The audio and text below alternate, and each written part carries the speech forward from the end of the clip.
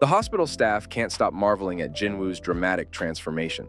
His intense strength training has sculpted his body in record time, turning him into a topic of gossip among the nurses.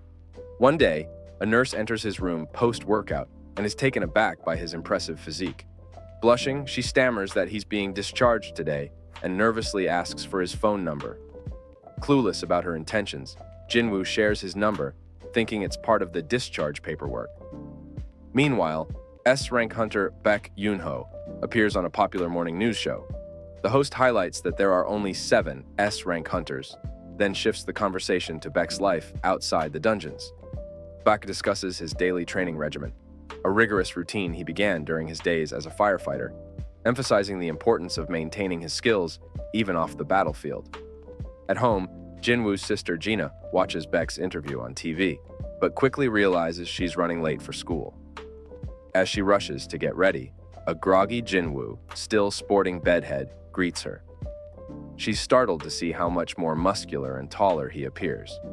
With a protective grin, he reminds her to take an umbrella.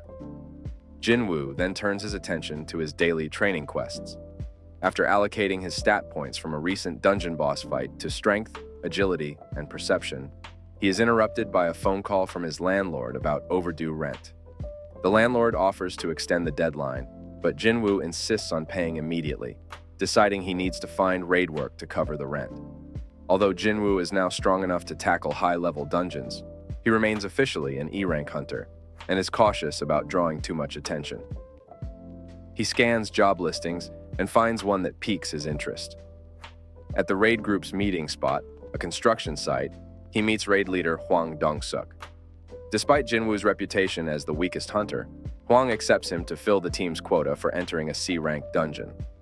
The other hunters laugh at Jinwoo's expense, but he remains unfazed and signs the release form, officially joining the raid.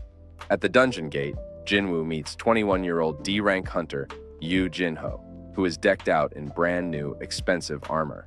As they enter the dark dungeon, Jinwoo notices the absence of both magic beasts and glowstones, which makes the environment eerily similar to the Kartanon Temple. When the group reaches a crossroad in the tunnels, Jinwoo senses the presence of insect-like beasts and quickly alerts his team. His warning proves timely, as a swarm of ant-like monsters descends from above. The hunters, including Jinho, manage the attack efficiently, thanks to their coordination and Jinho's high-quality armor. However, Jinwoo senses something is off. The team continues to navigate the vast dungeon, which remains mostly empty of monsters. They eventually discover a chamber filled with glittering mana stones and a sleeping giant spider. Raid leader Hwang, eager to show up his little brother with this impressive haul, agrees to share the spoils with Jinwoo as per their contract. However, he insists on dealing with the dungeon boss first. Hwang instructs Jinwoo and Jinho to stay put, while the rest of the team retrieves excavation gear.